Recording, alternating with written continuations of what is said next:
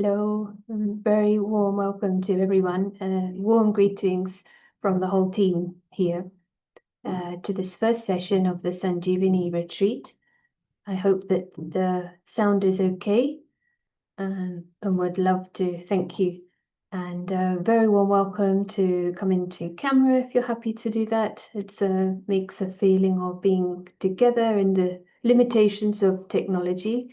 So thank you for those who help create the atmosphere in this way. Would be also lovely to hear where you're joining from. By hearing, I mean if you want to pop it in the chat. It's a feeling of being connected worldwide. So we'll come back to the chat message shortly. But during the retreat, we very warmly welcome your questions and suggestions or comments, thoughts that come up. We want to make this a rich learning environment. We will be having breakout rooms after around an hour, and that is also a learning chance to share, chance to hear from others. And we'll be hearing from teachers from around the world as well in this endeavor. And so we're joined by London, Finland, US, specifically LA, New Jersey. We are in the Netherlands and Malta, Delhi, which must be a little late. So appreciate your interest. Cambridge, Bremen, and Vancouver, nearby in Ely, Middle East, Australia. Thank you. For those who are new to Inner Space or Brahma Kumaris, just to give you a little bit of orientation, the institution was founded in northern Italy. Sorry, not Italy, just testing, northern India, in 1936. And there are centers in almost all the countries of the world. And I came across actually through Google search when I was in Cambodia and found that there was a center in my hometown in Cambridge. And all the teachers are also students in the sense we're all learning insights to human psychology and truth to improve the inner and outer quality of life. So this is the aim, and we'll be handing over now to Dr. Prashant, whose background is medical and has been associated with Brahma Kumaris for more than 40 years. So thank you so much, and welcome to Prashant. Thank you, and hello and welcome. And greatly appreciate your interest, and we'll create these few days together. And the main intention is understanding and experiencing the higher states of consciousness. And to do that, we need a background. And this philosophy has a detailed understanding of the mind and what happens in the mind. So we'll get this great opportunities to explore it together. And as Sarah mentioned, encourage, this structure is participatory. You are encouraged to ask questions, share your comments. The intention is to understand this subject in a rational way as much as possible and experiential. As we go along, we'll experience, we have to experience. So we'll start maybe with a few moments of silence. And in this silence, let us reflect on the word guest.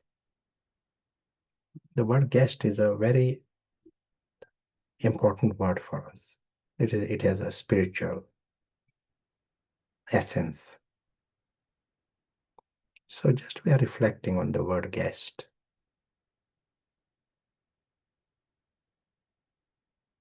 We all have experience of being a guest. Uniqueness of the guest is he has no attachments.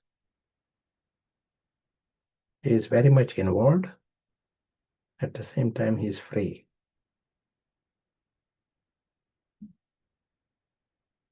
We remind we are guests on this planet.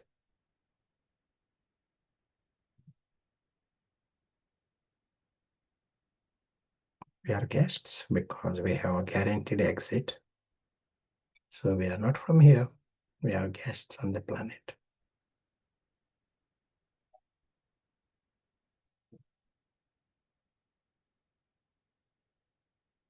Thank you. We will be using the whiteboard all along. And sometimes I use the whiteboard in the first second. Today it has been a little bit delayed.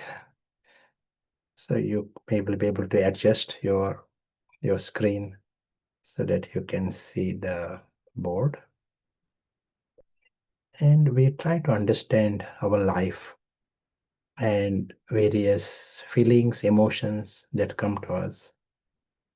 We all want a higher quality of life, and that is very fair, and everyone should strive for higher quality of life. But all the universities all over the world, they offer you improvement in the outer world, which is also great, but very little attention is given to the inner world. In fact, even the psychology department, they say they don't know what can be done there. This kind of statements are heard. So very little attention is given to improve the inner world. Here we will be paying attention to the inner world. What we can do about this. First, we will need to know what is happening there, why we get the emotions that we get, why we get angry, why we get happy, and why there are different whole range of feelings, and how we can shift on a positive scale of emotions. Here we are going to see represent our world, the world that exists below this line.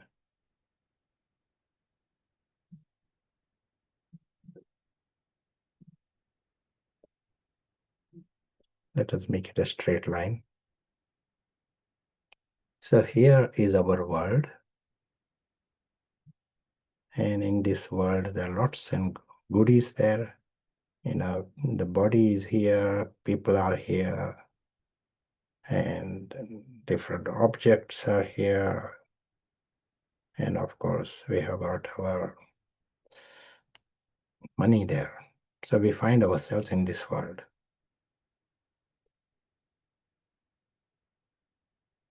And it doesn't take long for us. The moment we come in contact, this is like a human nature. You go to some place, what happens within a day, 2 days? What do you see? What is the pattern? We start to create attachments. And that is represented by this spiral, downward spiral. We want to own it. We want to claim it. We want more of it. Something of that kind.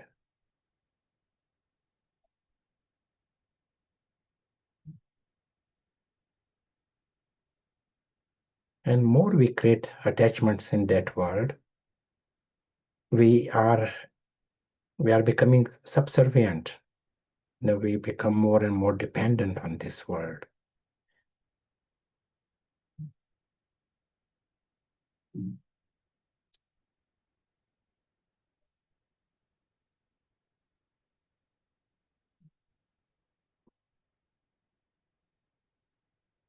That leads to our next level, which we call identification.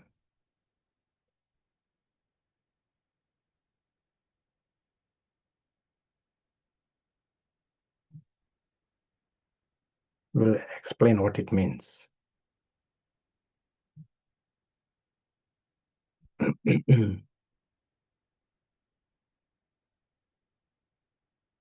When the first time I heard this word identification, I asked what it means. And the person told me, see that cat? If something gets stuck in the throat of that cat, I feel as if it is happening to me. That is identification. I didn't have experience of this kind, and so I didn't quite understand it. But in time, we are seeing this actual cases of identification. One good example is with John Lennon. One man by name Mark Chapman, he liked John Lennon. In fact, he was worshipping John Lennon. He had posters of John Lennon in his house and listening to his music. And in time, this man, Mark, he started to feel he is himself John Lennon. And giving a birth to I based on another person. So this is identification. Here is a person, Mark Chapman, but in deep inside he felt, I am John Lennon. Over a period of years, maybe after 10 years of this worship, he started to feel he himself is John Lennon. Another friend of mine, and he was an actor, and he was playing a part, in the drama. Let us say the part is of James Bond. It was not James Bond, but let us say some part he was playing. He liked that part. He enjoyed acting in that. And in his own words, that role started to take over me. And this is again a case of identification. At home, he started to feel he himself is James Bond, this kind of feeling. And he had to stop acting. Doctors told him to stop acting because it is seen as a serious psychological state. He stopped acting for many years. So this is identification. Now let us take our example. Let me take my example. And here, I am not an actor or I am not a fan of John Lennon. But just here is a plant, and I've been looking after this plant. And every people like to see that plant, so I'm not doing anything wrong, just looking after the plant. And then someone comes and says that plant is ugly. And I feel a little bit unhappy about this. They did not say anything about me. They said the plant is ugly. So why should I take the offense? Do you want to tell? They say the plant is ugly, and they are very nice to me, and everything goes well. Why do I take the offense?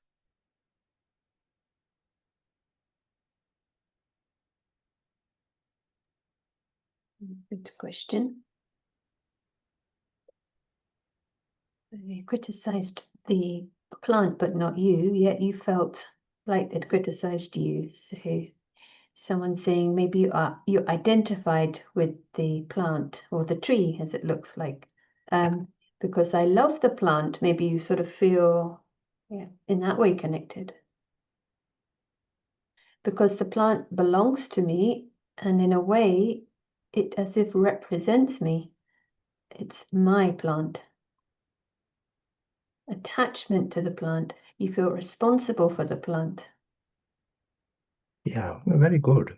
One is to feel responsible for the plant. Nothing wrong with that. But what is happening, we are seeing a very interesting phenomena. At a subconscious level, I feel that plant is part of me. I sort of include it at a subconscious level.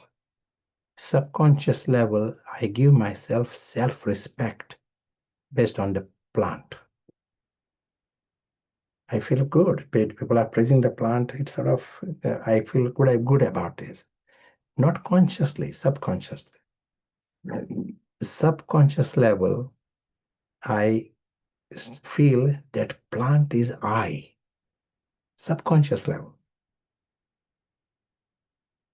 I have given a birth to an I based on the plant. This is why today you praise the plant, this I feels you are praising me. If you criticize this plant, this I feels you are criticizing me. But this is a very interesting phenomena, and we need to know about this because it rules our lives. It affects us in a big way. We are coming to this very important subject straight away, and it is good. So just like Mark Chapman, he gave birth to this I based on another person, and this actor, creating an I based on James Bond. In that case, it has become conscious. He was feeling like that. But it started at a subconscious level. In time, it became conscious. In my case, I am still at the level of creating this I, and it is at a subconscious level. I don't say that plant is me. I say, no, that's the plant, that is me. But emotions and feelings are all tied with that plant. Now let us come to this world of ours. And we are finding ourselves in this world with all the goodies all around. Do we identify like that, like the way you saw me and the plant? Do we identify? Can you give us examples? What are the things you identify? So, sign of identification, you take things personally. Anything happens there, you feel as if it is happening to you. Yeah, first response is our children.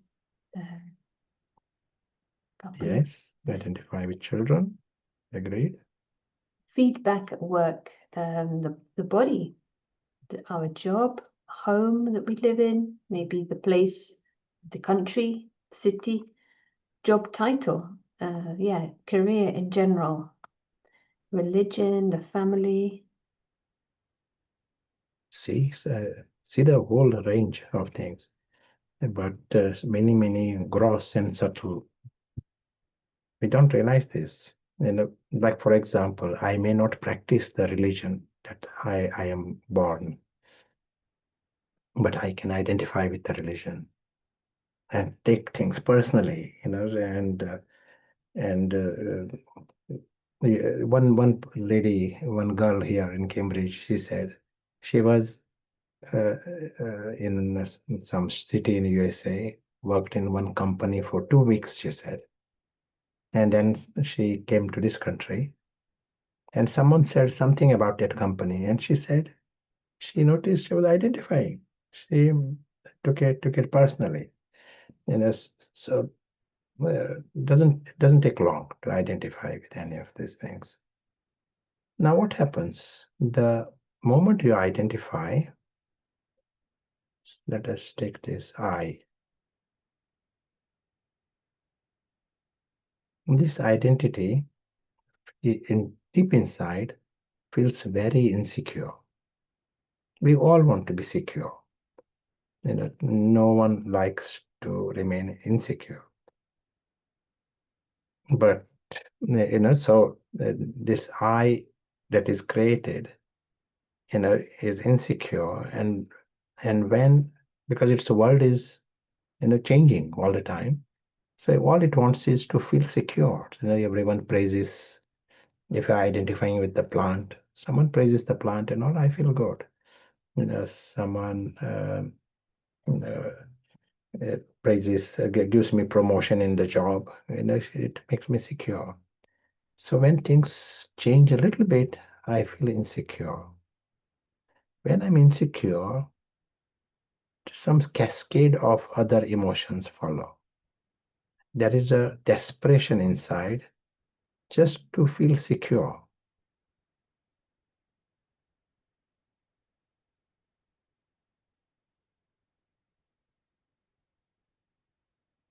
And this is going on in us all the time, with different identities.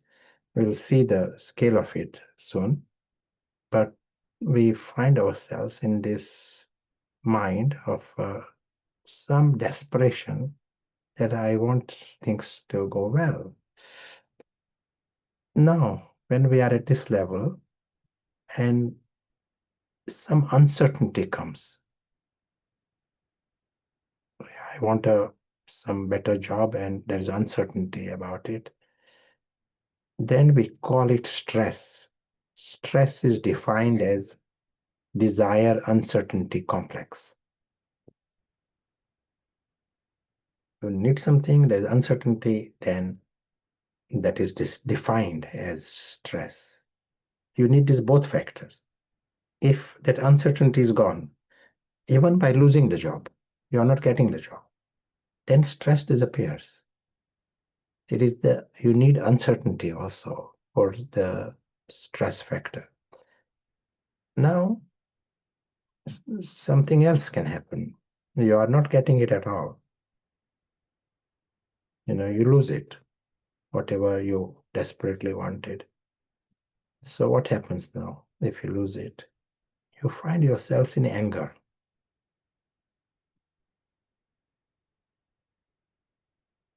Another emotion. Anger, if you are able to blame someone. Sometimes it happens, you can't blame anyone, and it is your fault. And then that anger gets directed towards yourselves. And it takes the form of depression. If there is, in some cultures, there are blame cultures, some guilt cultures, they blame themselves. So some tend to react to situation with anger, and some react by blaming themselves. So this anger directed towards yourselves, typical form of it is frustration.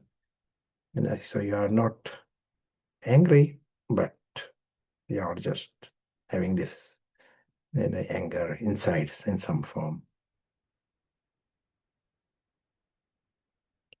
And it has all combinations. We said here stress, but fear and tension and road rage, that all this, some of these areas go with this stress. Fear is important part of it. Anger, irritation, annoyance, revenge, those cluster of emotions go with this anger. Depression, sadness, and in a bad mood, those emotions come with this department of depression.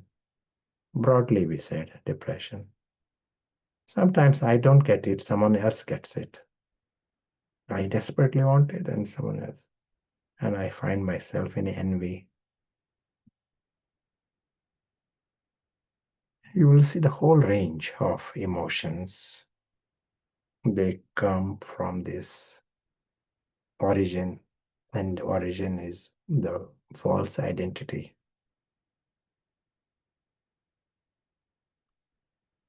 Sometimes people say, I want to be free from anger, or they make a promise. From tomorrow, I will give up anger. But it is not possible to be free from anger with that kind of promise even, or just a thought. We need to understand the roots, what is behind. If we understand the root, then it guaranteed. You find the results are guaranteed. For example, someone has an identity based upon, sometimes, can be a religion, let us say. And and someone says anything about a religion or some scripture criticize, and you will find yourself angry. Then if he understands, that behind it is not a problem of his problem, not a problem of other person, not problem of the religion, but we don't need to identify. We have that option not to identify. There is a plant, let us take this example of the plant. Say someone comes and is saying the plant is ugly. I have the option not to identify with it. And then he says ugly, then my reactions are very different. I say ugly, why it is ugly? And then I say, do you want to take it? Shall we exchange the plant? You may be able to take care of it better. Not in a sarcasm, no sarcasm, no cynicism. You will find you are loving and you are in content, and not going at a sort of low level, petty reactions, but you remain noble. Just by not identifying, you remain friendly with the other person. We do this in most situations.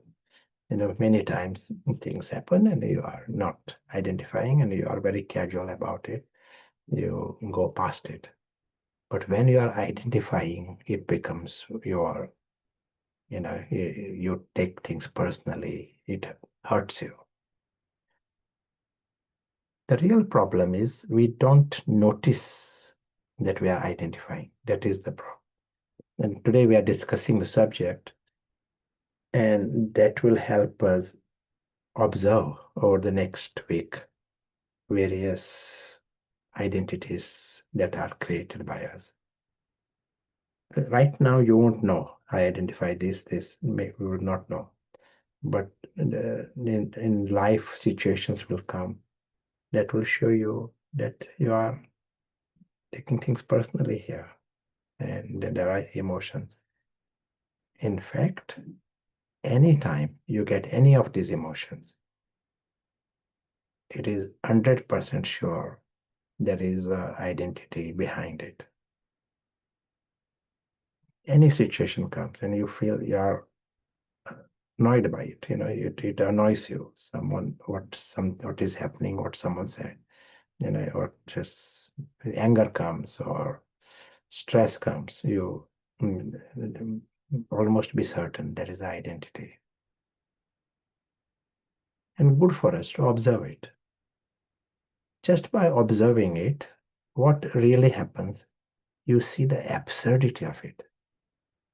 You see how strange you are identifying with something so silly. Like, for example, someone may prepare some food and then someone criticizes the food, you take it personally. You find how strange I'm identifying with this. Some chutney, it is so, where is you and where is this, food item? You are seeing the absurdity in yourself. When you see that, it is easy to drop it.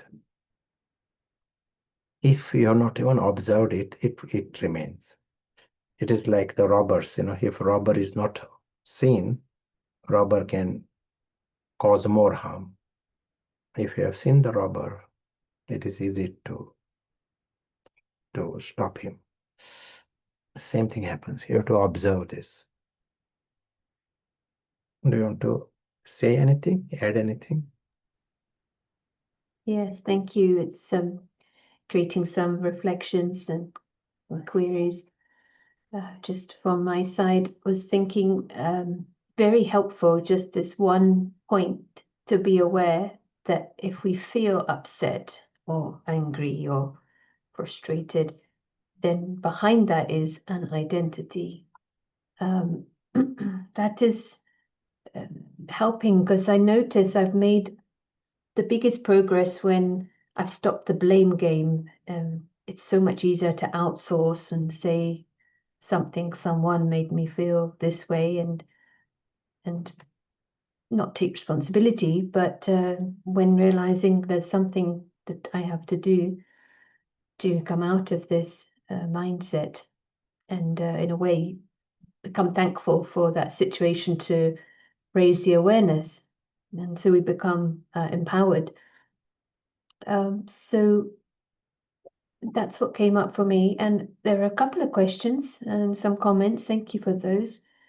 Is the ego needing certainty and significance? Is it the is the ego that needs certainty and significance? I think that's the question.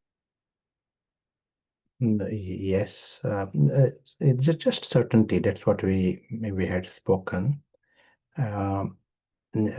because it wants to be secure.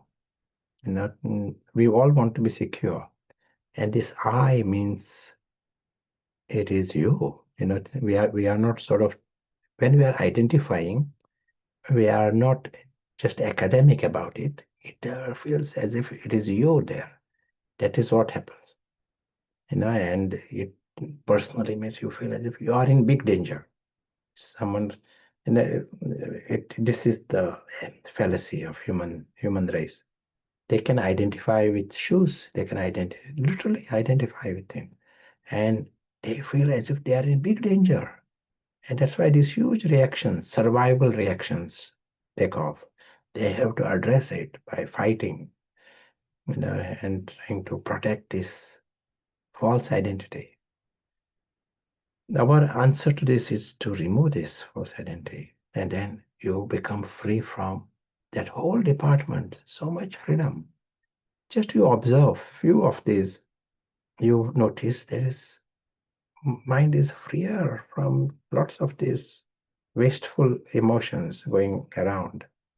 And some people have said they just became free from 80% of the anger overnight, just recognized the identity. They became free, because lots of their anger was because of one particular identity. It can be as ridiculous as this, identifying with the shoes. And he saw the absurdity of it.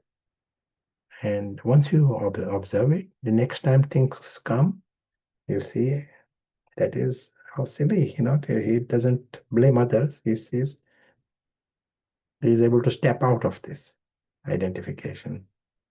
And then there is no anger. These are noticeable, but the one who is free from anger, he will also be free from stress caused by that particular identity. What happens? Not every time, our desires and are getting into the anger. Sometimes what we desire, we get it.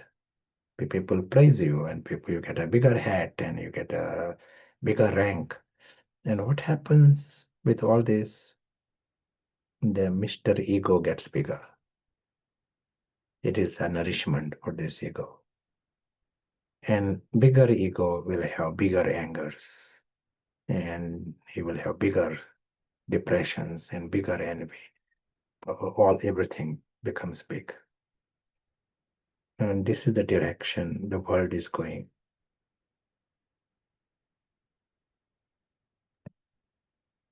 A couple of questions. Mm-hmm. What about if you spent a lot of time cooking that meal, time and effort?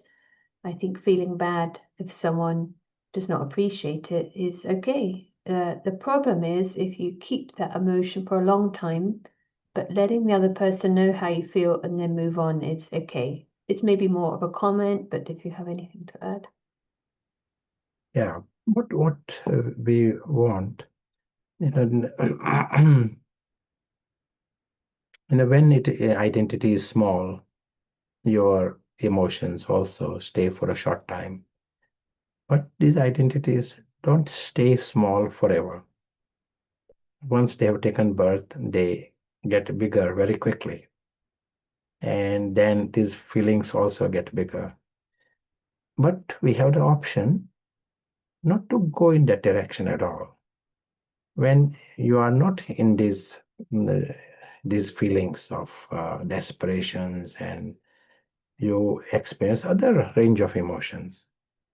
When you are secure, when you are not identifying, you find yourself secure.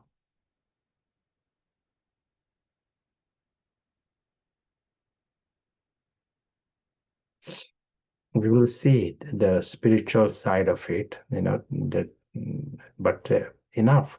The moment you are not identifying, you find that insecurity is not there, and you find deeper security. And when you are secure, it brings out the best in you. Secure person experiences peace. One who is secure experiences happiness. Necessary. We can't be just happy, go happy. When there is foundation is security. When you are secure, you are able to love. We are talking here 100% of love. It can emerge when you are secure. Someone makes you feel insecure, your love becomes less. That is the way it is. You love children more because they make you feel secure. Both body feels secure, your ego also feels secure. With adults, maybe your ego is not so secure. If someone makes judgment on you, you feel insecure with them. All these clever people making judgment on you, you feel insecure, and your love also becomes less. When there is this emotional stability, you have better concentration.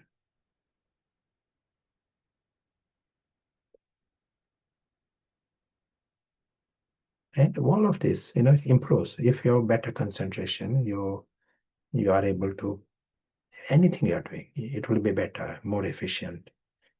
You will get better clarity.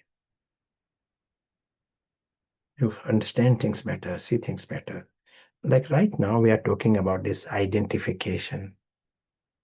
To identify, to define yourself based on something external. It is a state of confusion. It is not a state of clarity. And so we need clarity to come out of all this. More secure you are, you feel that it improves your clarity. More secure you are, you find you are more creative.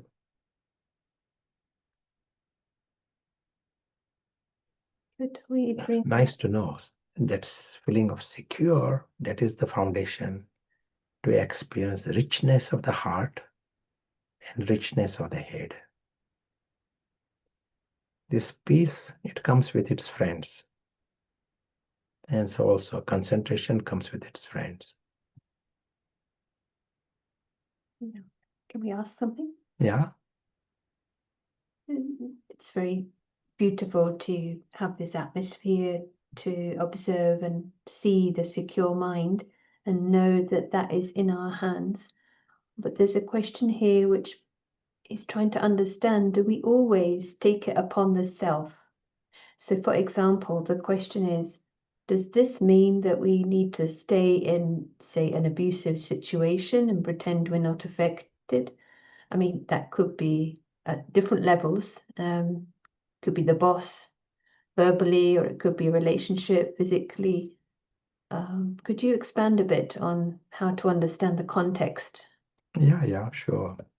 The real question is, uh, what is my, where am I? In our life is like that. Various situations come, people come, things come, go. I have the option to stay in control, stay in clarity, stay in peace, stay in your, inner happiness. And from here, you are free to take decision that you like. You might feel there is a better option. Your time is more precious rather than just spending in some wasteful thing.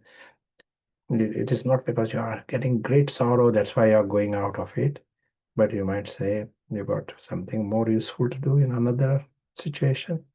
You take decisions, but now you are taking decisions coming from clarity, coming from control, still in peace. You are still in content, and then you take a decision. When you are taking decisions from that other state, you are taking decision out of anger, and you may regret next day, because at that time and under that some spell of anger, you took a decision, or some envy that is influencing your decisions. As was said, we all have different life situations that come, and we have to take decisions.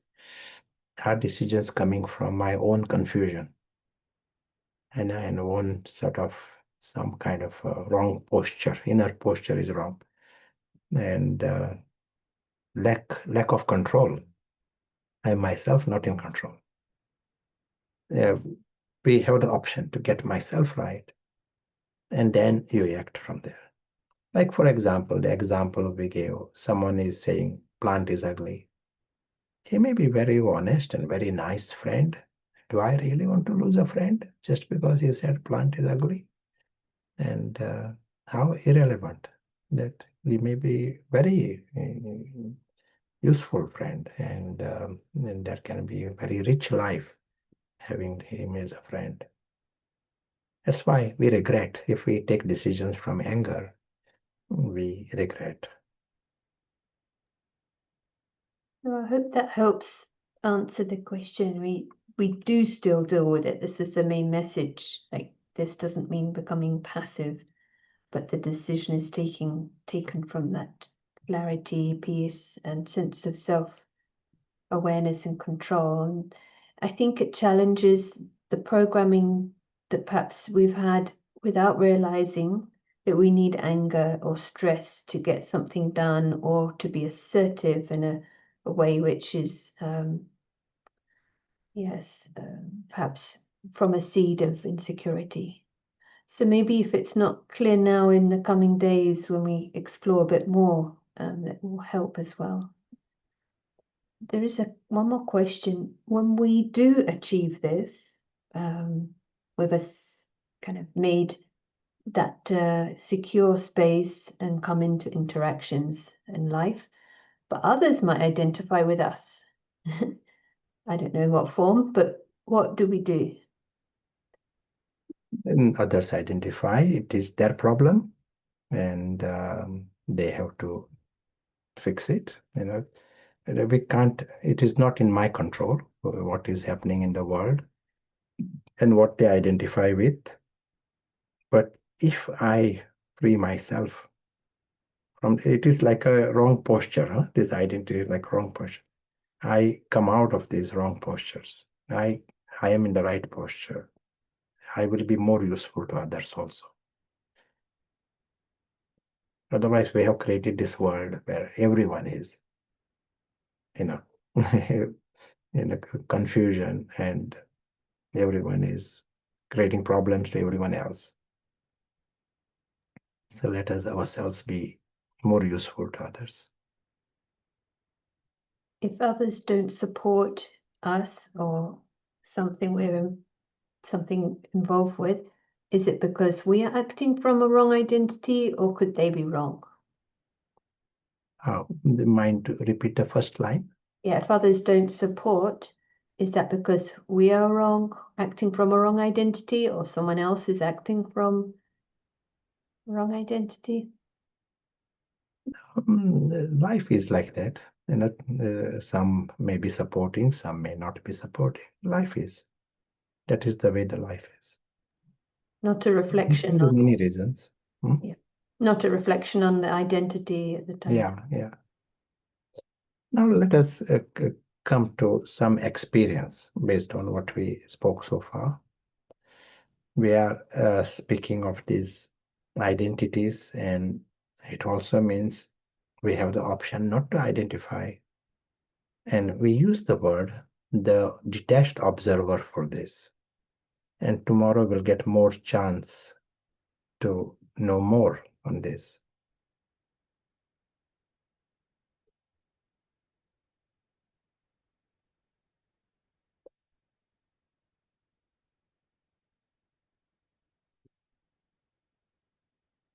You are very much involved, but at the same time free. That is where we want to be. You are involved with the plant, but not identifying. That's all it means. Detached in that sense. It is not running away from the plant, but not identifying. You are involved with this world, involved with the body, involved, but you are at the same time free. He sees himself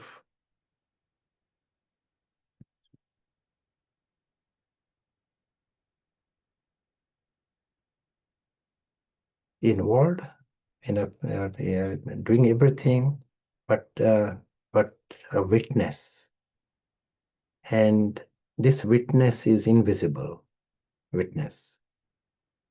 All the gross is at this level, at the drama, at the physical level, the world that we are in.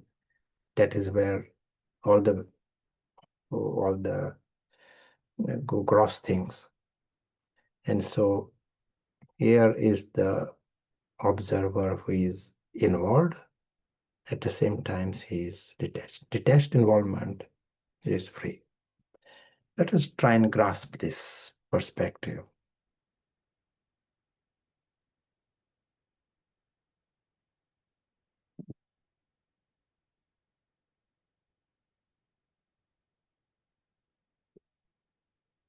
We are seeing this world, the extraordinary big world,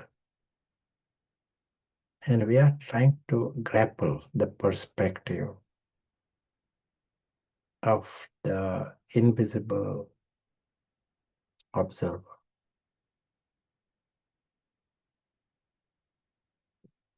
He is involved and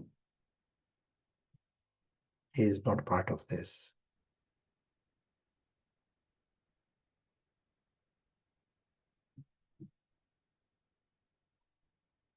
Just as he's involved with the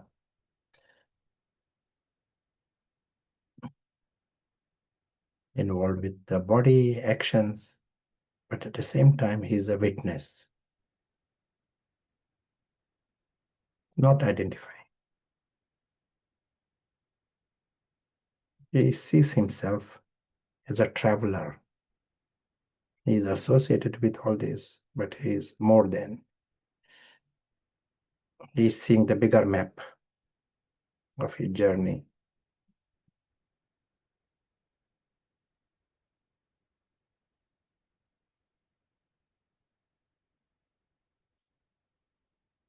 Just by coming in that space, we get a glimpses of his freedom.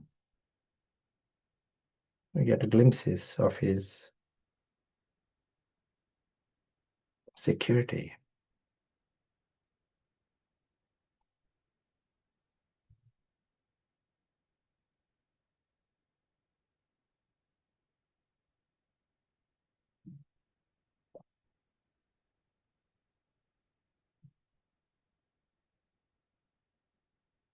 We get glimpses of his peace.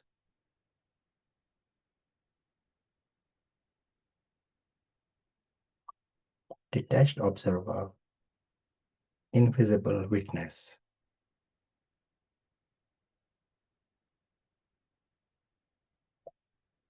Thank you.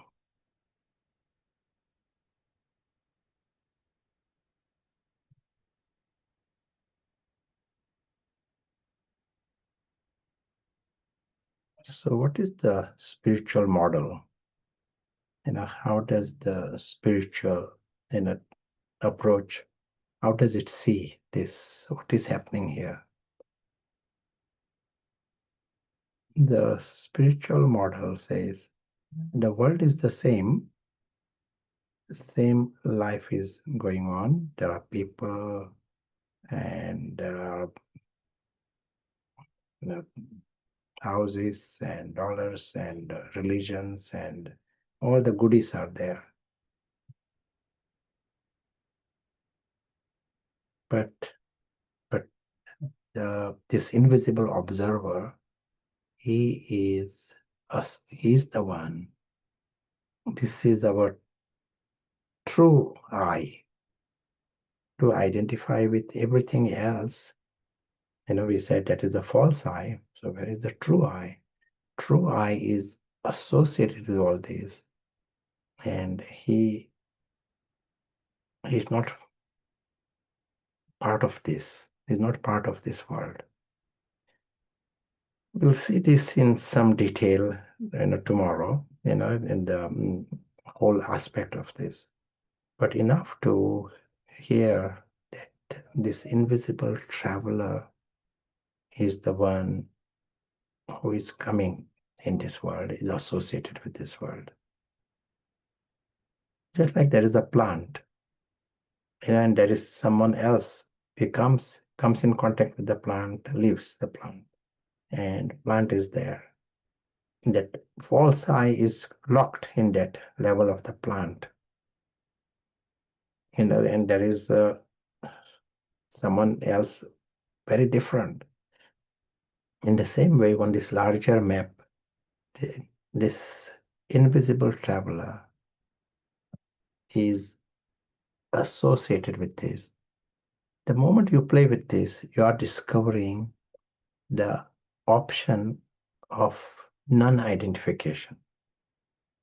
If we are not seeing this bigger map, then identity is the only option, one identity or the other identity. Here you are seeing there is an option of stepping out of it and removing our false identities. That is where that positive spectrum starts. All these feelings of peace and happiness, they will come if we are in that true identity. And we are representing that true identity with a capital I. So if I'm to take a photograph of our mind, if you take a selfie, and that selfie takes photograph of the mind, you will see a picture, something like this,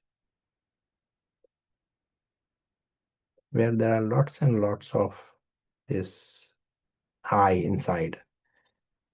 As we said, I based on the job, I based on religion, I based on children, I based on dog, I based on car.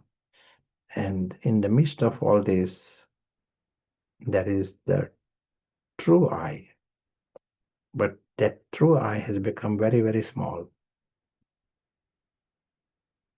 In the present world, the true I has become just like a dot.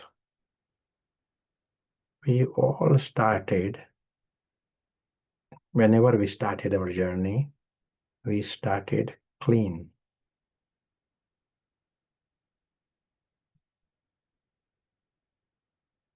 If I am a traveler, if I am temporarily associated with all these things, then we don't create attachments on the first day.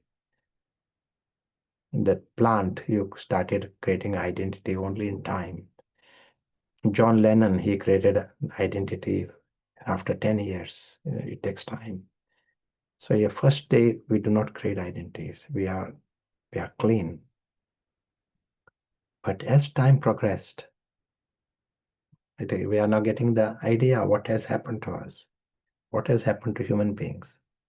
We give birth to these identities and then we feed them, make them bigger. And as we make them bigger, our true identity becomes smaller and smaller.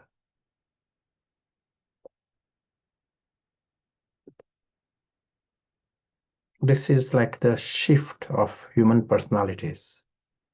At one time when they were in this state, that was divine personalities. And that there was that inner state of richness of the heart, richness of the head.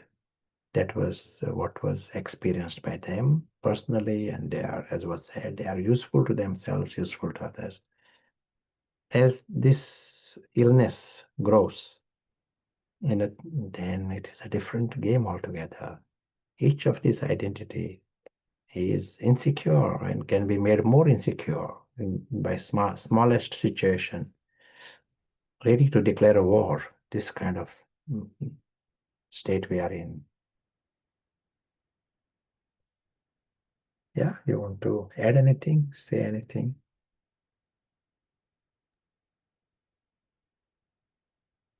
Yeah, this also was highlighted by others, the fact that this model, we start clean, is a very beautiful notion, different from perhaps other models.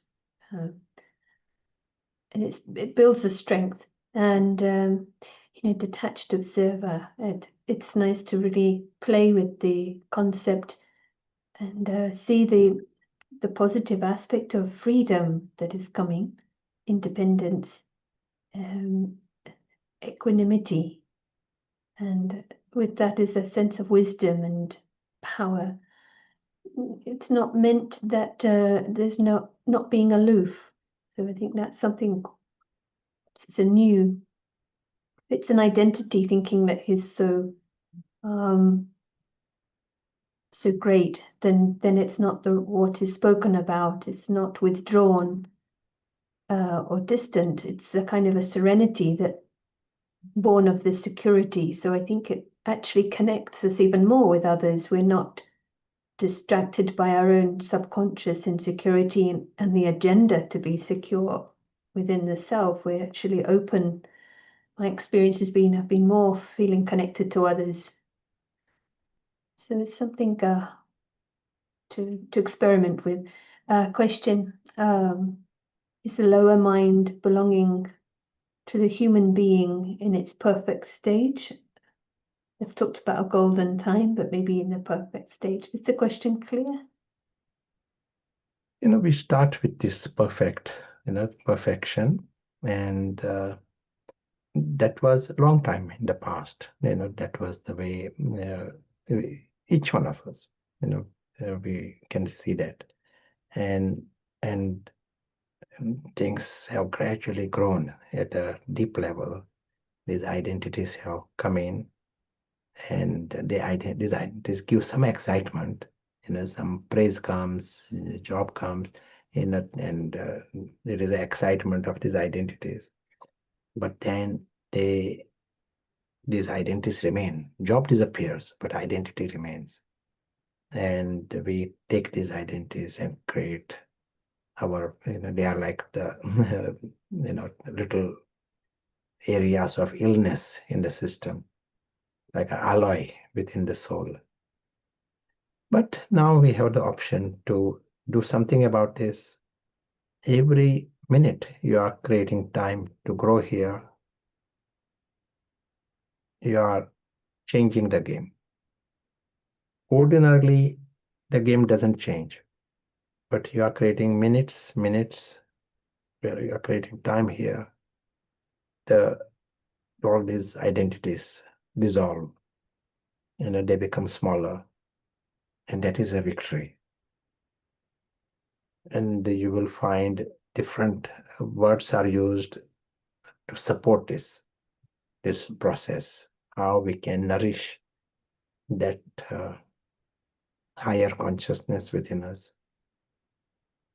We use the word soul consciousness for this. On the other side, we can use the word ego consciousness. Sometimes the word used is body consciousness, but with the broad meaning, all the different identities based on the body and world of the body. I just want to say, some absurdity, some examples of these identities that we have created.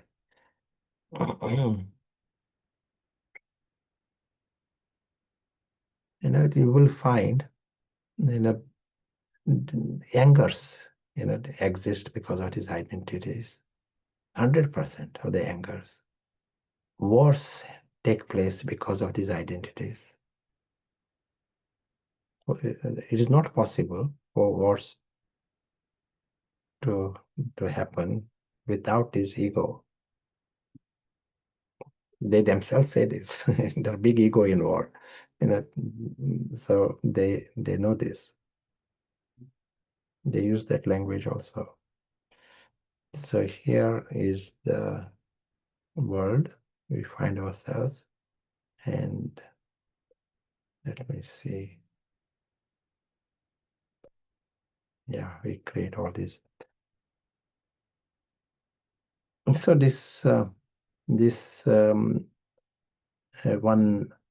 one gathering we were in, and in the gathering, and all these people who were in that gathering, they are like sensible people. They got lots of serious things to do, but first 15 minutes, the talk that was going on, it was like a small talk, and what was going on, they were making each other's identity comfortable.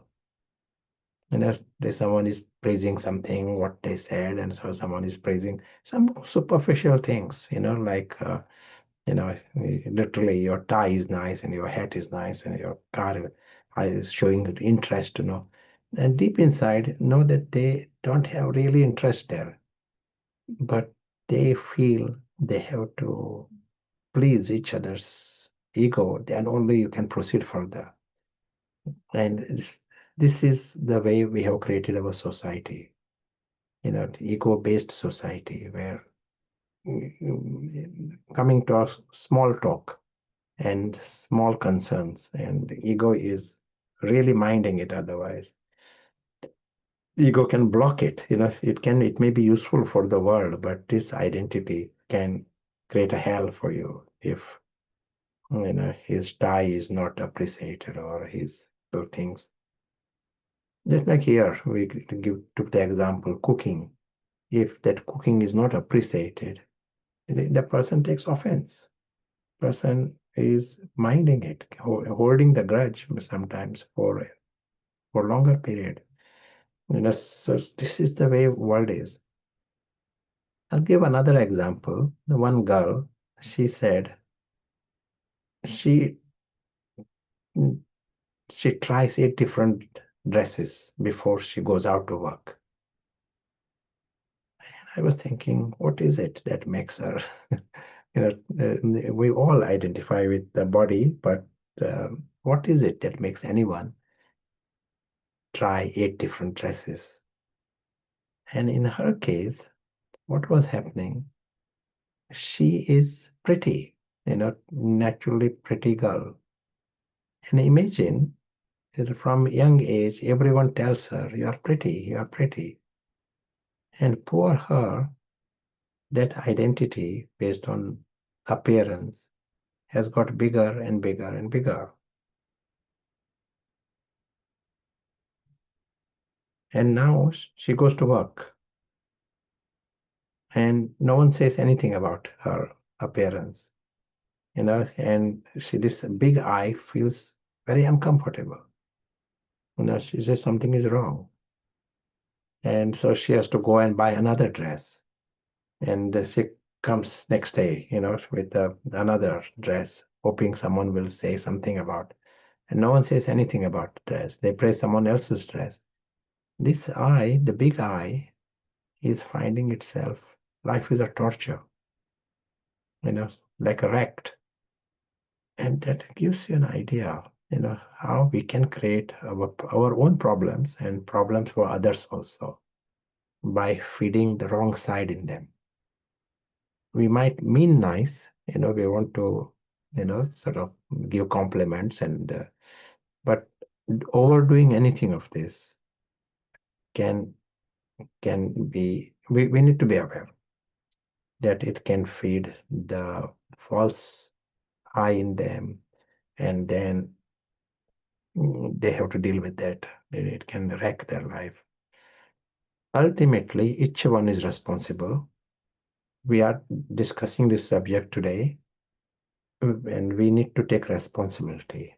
What I'm creating within my mind, my system. Am I still allowing this identity to get bigger? Am I observing them even? Do I know I have an option to come in a different identity?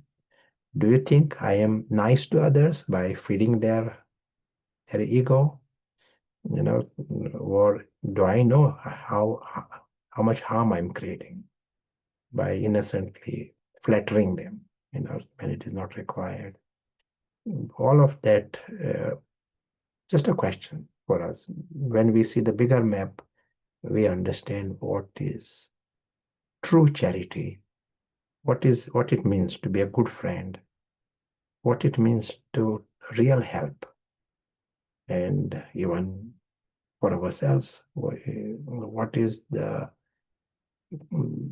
best thing that can happen to us. Best thing, do you want to tell what's the best thing that can happen to you? What will you say?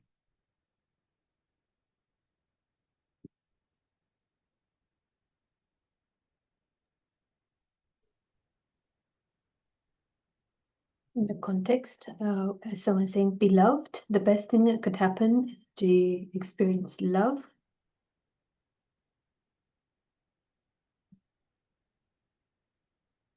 Maybe you want to expand a bit on what you mean. Or maybe acknowledgement of the true self, to be stable in that awareness of who we really are, to feel free and happy, to be the real I, to find it and to be it, just to be in that simplicity, that liberation, complete feeling liberated. Learn to be happy with oneself. Yeah, that's excellent. Very good. So seeing this map or what is in front of us, best thing that can happen to this person is be free from these identities. Because that is what allows the true self to take over. If these are removed, that's the best thing that can happen to it. Also to know that this is our mind, it is 100% in my hand, whether I feed it or whether I remove it. It is my choice. It is not someone will by some magic remove this identity. I need to do something about this. If I really want to improve the inner life, if anyone on this planet want to improve the inner life, then remove these false identities. This is the cause of to have a good mental health. Remove the false identities. Be clever at this. Take it really seriously. Reflect on this. And some things we have spoken today, just to play with it. 1 minute to play with it. And that will continue to grow. The true soul consciousness will grow. And as it grows, you see the contrast better. You will understand this game better. And you will be able to remove the false things more efficiently.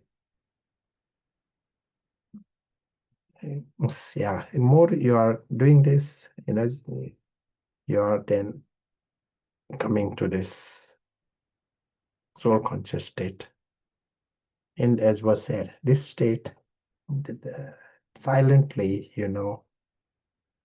there is no reason, no offense taken, and no offense given. False identities, they are quick at taking offense, quick at giving offense. And we can use the word noble personality for this. When you're not operating from that space of discomfort, sorrow, reaction, then it is a noble space. Yeah. Any final thoughts? We will be taking some breaks, some break for a few minutes, breakout rooms. But any other comments? It's good, this aspect, to reflect on these things so we get the feeling of it for ourselves and come up with our own understanding of the answer based upon some of the sharings. There's a question, it's kind of rooted in perhaps some other ideas, trying to grapple with how we come into existence. Is it as souls or as bodies? I'll just read a bit more and then you can address it. Because at the beginning we don't have memory, that's formed later, and that's formed based upon bodily stimuli. And the ego is created perhaps by the feeling of need for food, and then defensiveness, or get angry if we don't get what we need. And so they're saying it's no wonder that we develop as bodies, and that shapes our sense of attachment. So there's some ideas perhaps from other concepts, but would you like to clarify or Some of these things we will discuss in time. Today let us grasp this subject of false identification and the chaos it creates, and how easy it is to remove and take benefit. As was said, even if one observes one identity, becomes free from it, you will have so much more peace. Just one of these removed, and you get better at it, and it is good to observe other identities. That is what purification is at a deep level. So let us focus on that subject today. Other subjects will be discussed in time. Okay, thank you. Maybe another question before we move to the discussion. Should we appreciate others, what their achievements or actions, or could this feed the false identity in someone else? We need to give feedback to others, and a good feedback, whatever, honestly. But that's a culture of compliments and flattery, that is with caution, to go in that direction with caution. There are some authors, there are people who write books, and positive think, they call it positive thinking, or win friends. And to win friends, you have to praise them, flatter them, to use their names, drop their names, and you will win friends. They will like you. But in the process, you are feeding their false identity. It is not coming from intelligence. It is cheaper, but puts others into problem down the line. The higher option is help them at a soul level. So see them with their greatness at a soul level. So that, just as we said, invisible witness and invisible traveler, there is something behind all of this. Try to help them come to that level. That is higher. We will be touching these subjects in more detail. Today we are just introduction. Even in the worldly education, there's like teaching and parenting methods to acknowledge the endeavor, like the effort, rather than the result. And that is also, stepping back more to the quality of the action rather than what might result from that. And that is supposed to be a healthier environment for a person to grow.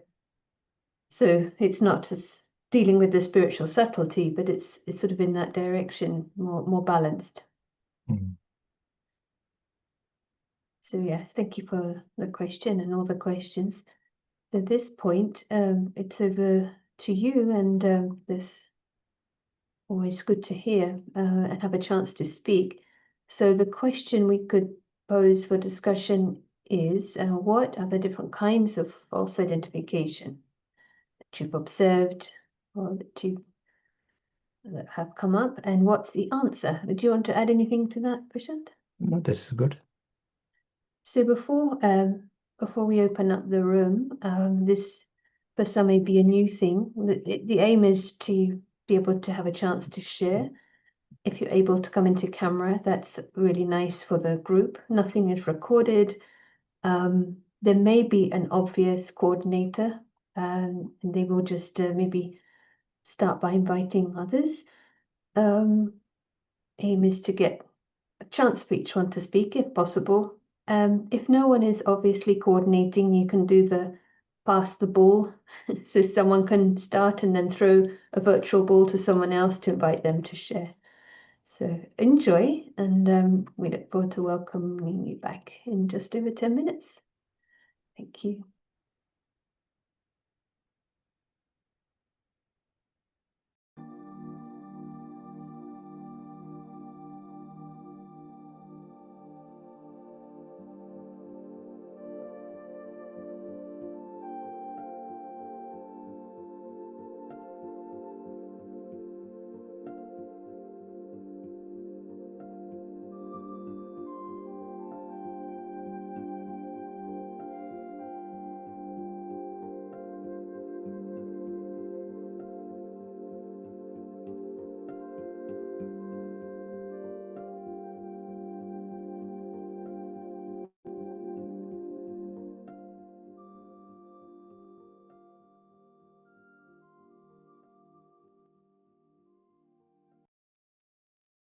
Thank you.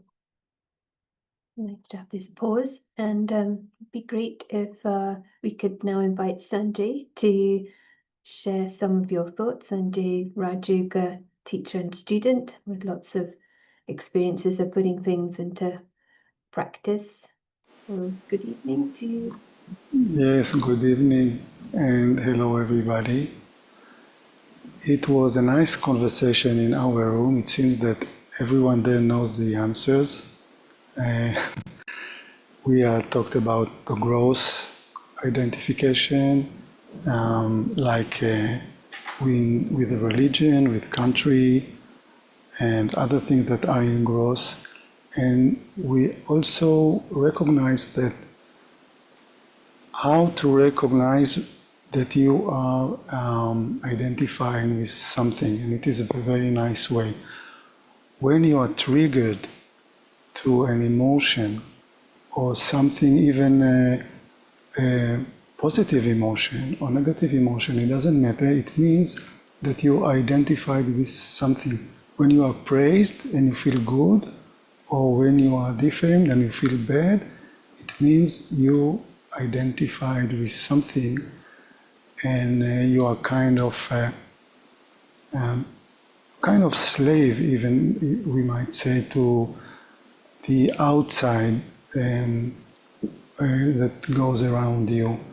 And another analogy came is a TV. It seems like I am a TV that everyone else around me has the controller. And when they push one button, I feel very good, very happy. Another button and I feel sad. Another button and I'm dancing. So who am I? Am I a puppet that someone pulls the strings and I'm dancing? Like I have no any control over the self? So every time that I encounter such things, I immediately stop and try to recognize what identity was touched. It's not always that easy, but to keep trying to find this identity, then we know what the price is when you release this identity. What's the price? We are getting more and more free, more and more happy, more and more lightness, and which encourage me to keep working on this, to even invite those, how to say, those triggers to show me what more need to be treated, healed. And because everything that was healed is my experience, you get more happy, you get more lightness, more peace. So at the beginning it was like, whoa, what's happening here? Why and what? But after a while it becomes like a game because the prizes were experienced, and it was nice. I enjoyed it. I liked it. So more and more, just to invite those triggers to solve the identity, false identity behind. Thank you. Thank you, Sanjay. Very rich, and reminds me of one practitioner who said, with the boss who was really challenging, wow, a free course in advanced communication skills. So, see what it is I can learn. Very true.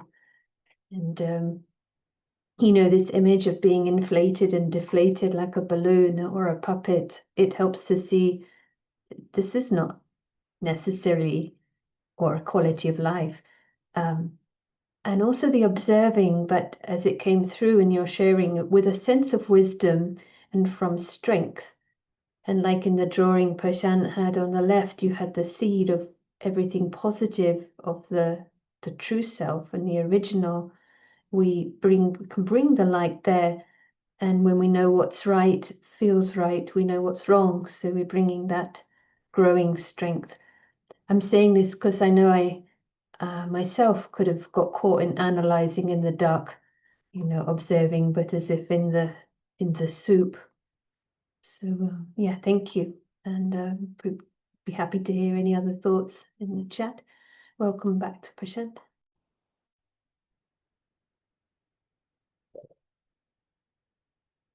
As was said, I come with the whiteboard. And thank you, Sanjay.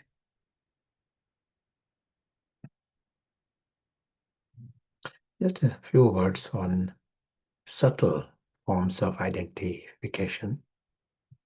And we saw the gross level, identify with the body, job, those kind of things.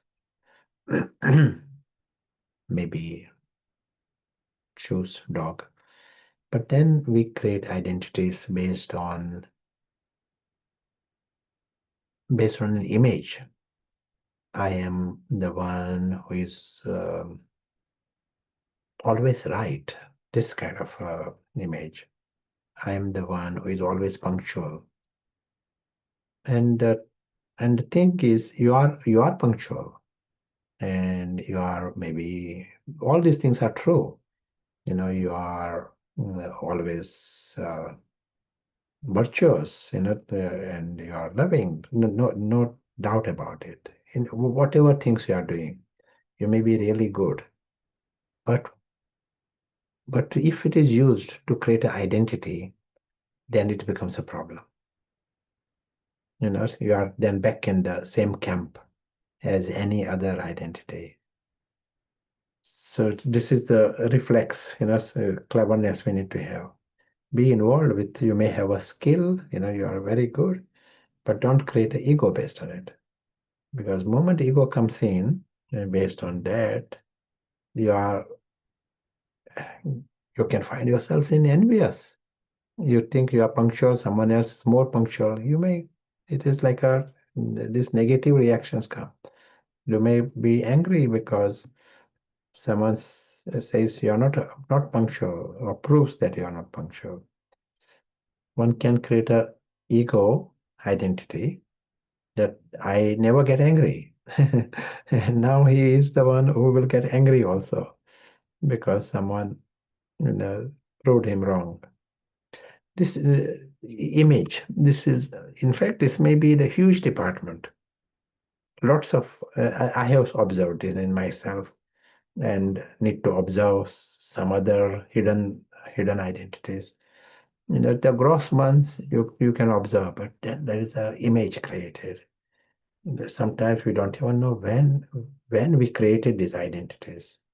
Certainly not in this life. Some of these identities, but they have they rule the life, create emotions and sorrows. Another area to observe the subtle identities, we saw that there is a selfie you take, there are these different identities there inside.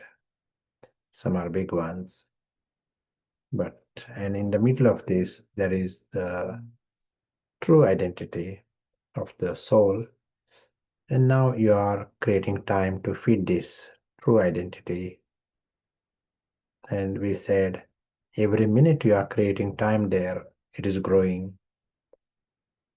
So you understood this secret and how to purify the soul here, understanding this, how to bring about the change at a deep level, how to make your inner life richer. Biggest secret you have understood. So you are enthusiastic, creating time.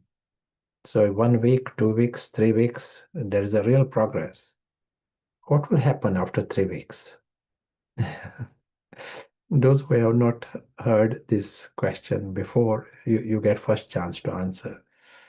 What will happen after 3 weeks?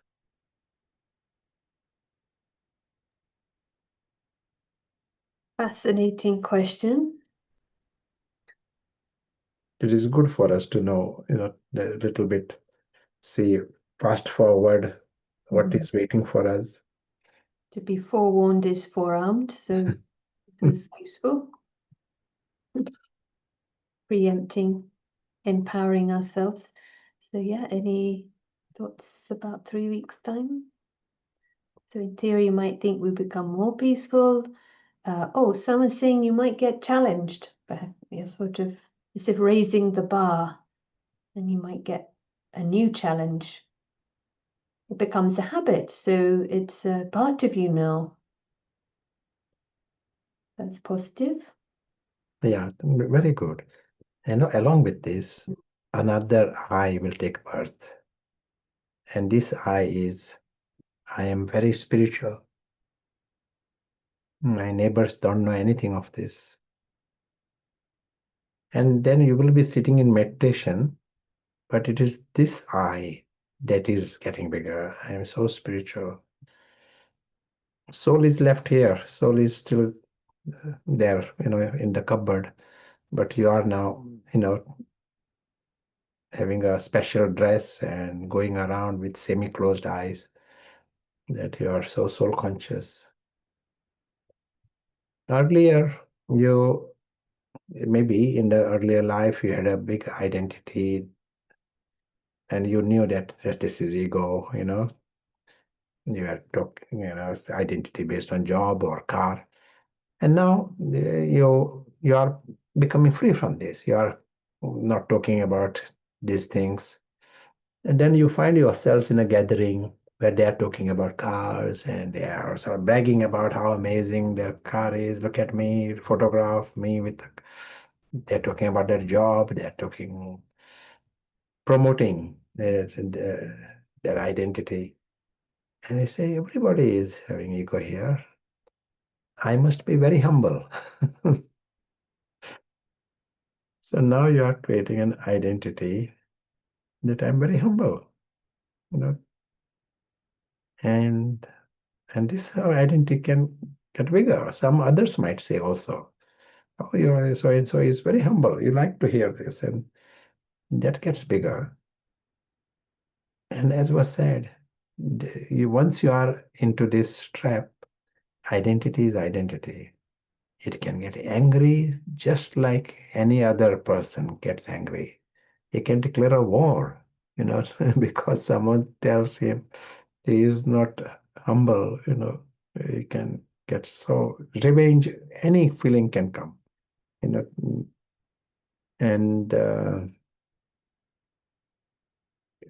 one person asked me question, okay, all these identities are there.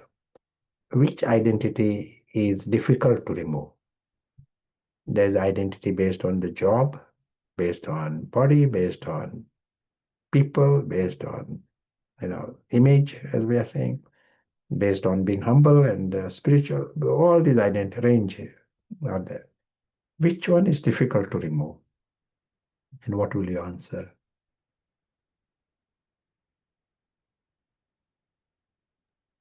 Another interesting question.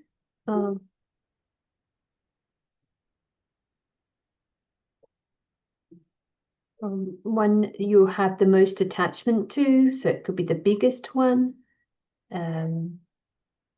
Maybe there's no escape. What's difficult to remove? Stubborn one, maybe the spiritual one. All are difficult. The most difficult to remove is one that you have not seen. As was said before, if there is a robber, there are 4 robbers. 3 you spotted the robbers. 1 you have not seen. He can create more problem to you. In the same way here, all these identities are there. The present world is like that. Very quick to get into this game of creating identities and feed them.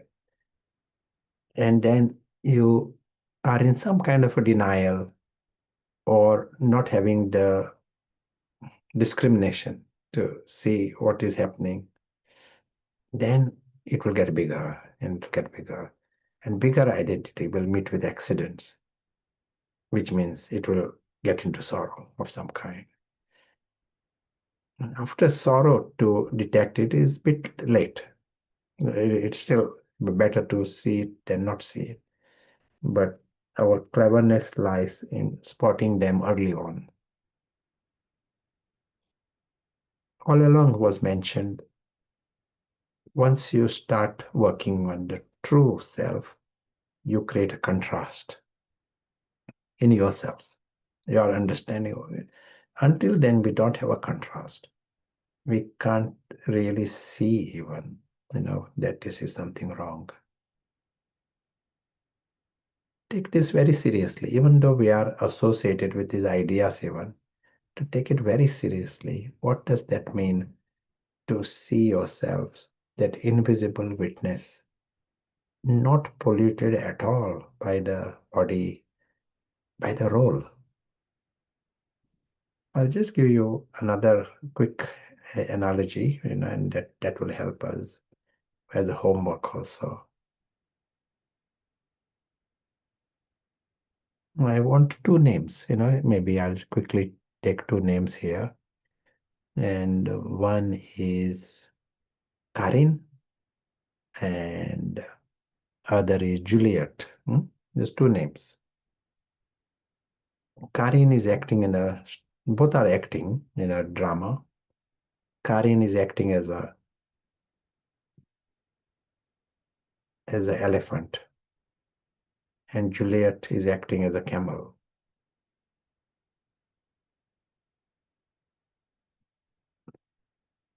And Prashant is acting as a dragon. So there is a drama that is going on for children for 10 minutes. Even when you are on the stage, Juliet is seeing herself. And Juliet, no one can see Juliet. They all are seeing the camel. But she knows she's Juliet and she is enjoying the drama. Camel comes, camel disappears, elephant comes. She enjoys the drama, enjoys the script, remains internally completely free from identifying with the camel. Or Karin, she's playing the part of the elephant, not identifying with it. But when time comes, if they were to act in this drama, not for 5 minutes, but for 5 years, continuously, for 5 years, the game can change. We think right now, how is it possible for Juliet to think she's the camel? You know, it is so strange. You know, it's just a 5 minutes action. No one does something like that to think I'm the camel. Doesn't happen. But if it is continuously for 5 years, and Juliet feels she has not seen herself. Who is this Juliet? In 5 years, I have not seen herself. And everyone is so nice to Camel. Everyone is praising Camel. Camel is so virtuous. And your attention is at that level. Subconsciously, you have made Camel part of you. Subconsciously. Subconsciously, you will identify with the camel. This is the way it happens.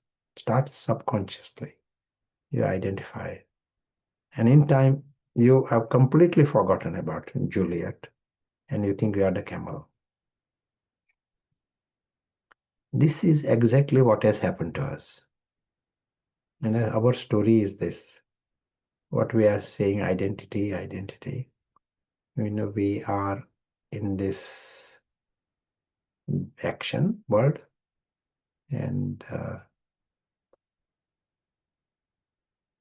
so we are into this world, acting in this world, and in this world there is a part played. Prashant is a part played here, and someone is acting the part of Peter, and that is a drama that is going on here. And we are saying here that there are the actors behind. And we said invisible traveler is the invisible actor.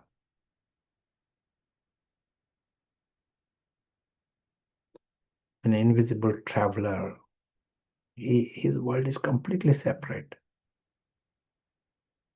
And right now he's mixing his life with the camel or elephant. You know, so the part has become, identity has become so dominant. The actor has become unconscious, doesn't even exist for him. The drama has become everything. Now you are creating time to revive him. You are seeing that here, whilst everything is going on, there is the invisible actor here. There is the invisible observer here, completely separate from that part. There is invisible traveler here. And that is, you are seeing him unpolluted by the role. Maybe just for 1 minute, see him unpolluted by the role. If you are doing that, then you are a winner. Because during that minute, you are nourishing the soul consciousness. Reflect on this in a serious way, even for those who are familiar with these ideas. Try to get how we can win quality time. Our aim is to not just be nice, spiritual, Prashant. That is not the aim. Aim is to come behind that part, to come to the soul. Soul has to become conscious. Soul is the invisible actor. He has to become conscious. Even 1 minute is a precious minute if it is quality, unmixed with the role. Some of the sketches that were drawn, draw them, you make your own sketches, show them so that you can see the contrast. And then you will not be deceived. Otherwise, ordinarily, present structure is such, everyone is deceived straight away and don't even realize that it is a serious deception.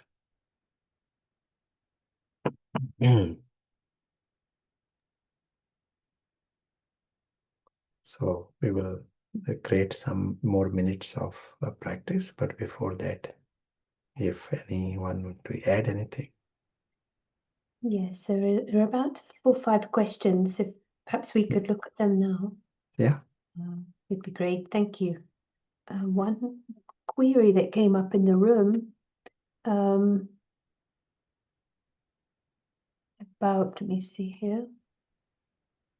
If this role is a false identity and it is exhausting, then what is my purpose in the physical world?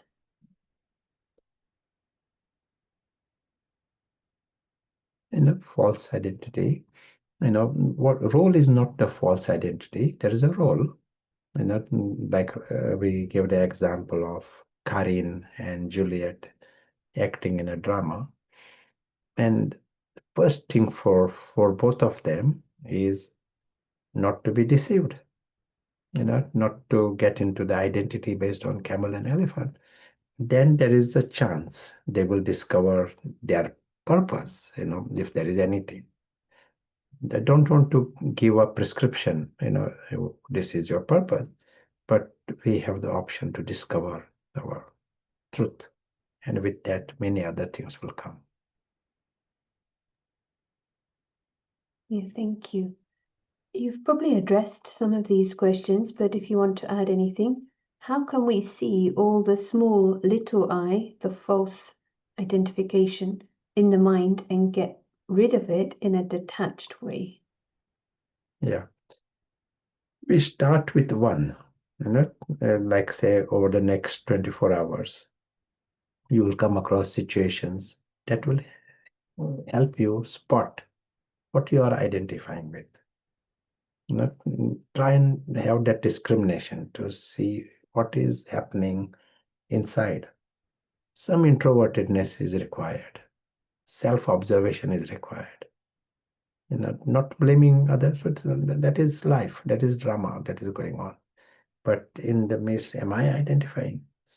Try and observe. And if you do that, remove one, you get training on the field, and then you will be better at removing the second one. If you remove the gross ones, then you will know the subtle ones afterwards.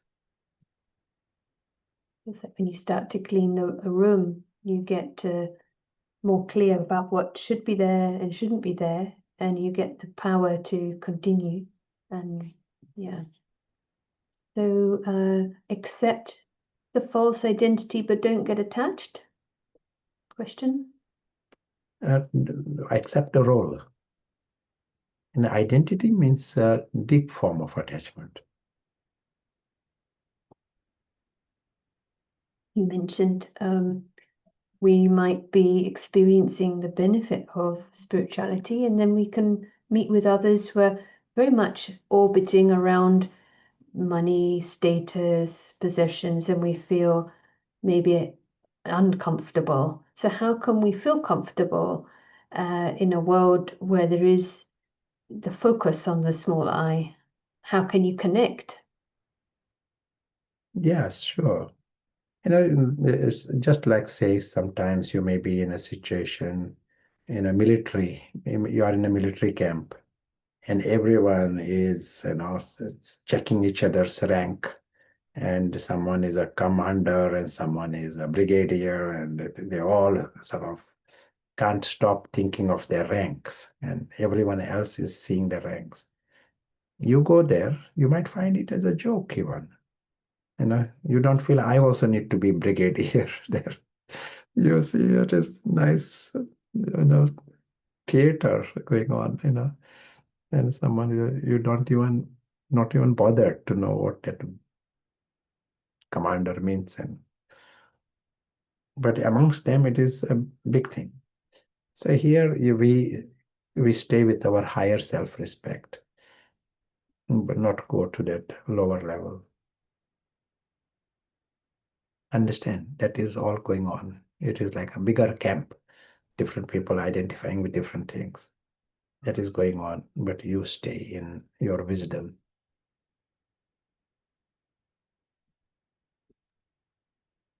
Yeah, that's nice. Higher self-respect, and actually from there you're having a vision of the self-respect beyond the rank. So it's also giving a contribution and connecting in that way. and maybe the conversation will turn around. Maybe not, but maybe a last quick one. When we have emotions which suddenly come up, reactions, are they signs, signals of unconscious false identity? And if they are on the negative range, the emotions are of that kind, 100%. They won't come from the true self. They will come from that insecurity and false identity. Yeah, 100%. Even the slightest, for second even, but it is a sign that it is there. Yeah. So just to mention that there is a link in the chat for the recording. So if you want to review some of the ideas, and perhaps we'll finish with some meditation. And if Prashant has some homework, you've already mentioned reflecting on how we can win quality time in the true I. In a sense, this is the aim, not to become nice at the role level, but awaken the invisible actor. That feels like a homework. But if you want to add anything and any... Some of the sketches that you saw, this may be a nice sketch. Draw your own sketches and keep them. Keep one sketch in your room. Whatever words that you feel they are helping you, write those words on it. Like today we used the word camel and elephant, and write it, draw, and that will give you some analogy. This is a drama as absurd as camel and elephant drama. And how absurd to think you are camel and elephant. There is a reality behind this. We need those reminders and revisions. So this week, along with we create 2 hours here, but also treat this whole week as an opportunity to grow in this consciousness and create an environment that supports it. Should I speak a few words? Is it for meditation? Yes, and before that, just a request to change to the other image. But yes, please, it'd be nice. Meditation. The image of the box. Right. Okay. Thank you. Yeah, thank you. The images that were drawn earlier, with all the false I, they are more useful from today's discussion. Tomorrow we'll get other images.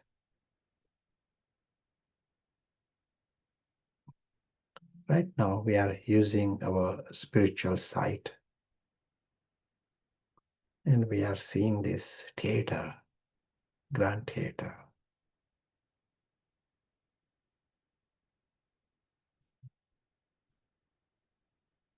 So what we saw since morning was a performance.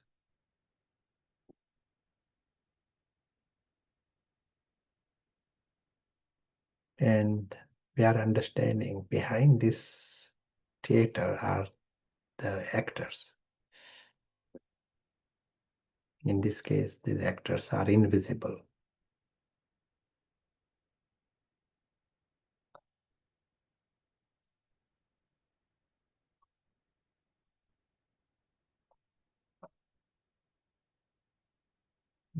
We see these actors as in the image of living stars.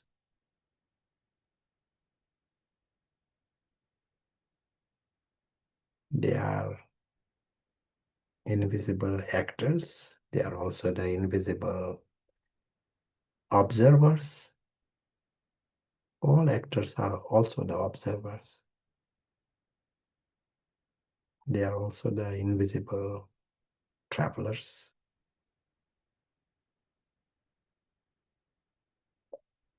They are completely separate from the theater. This theater is not their world. And this is not their story. They're just actors.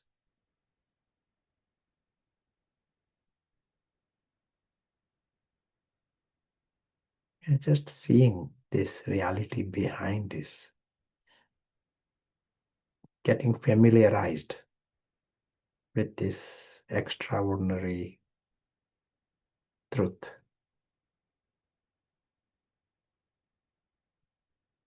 And as we continue on our journey, the rest of the evening, we remember this. There is a theater and there is the world of actors.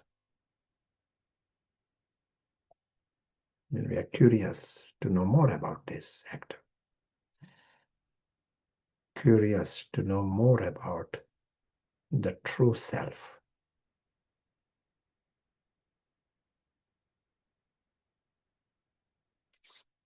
Thank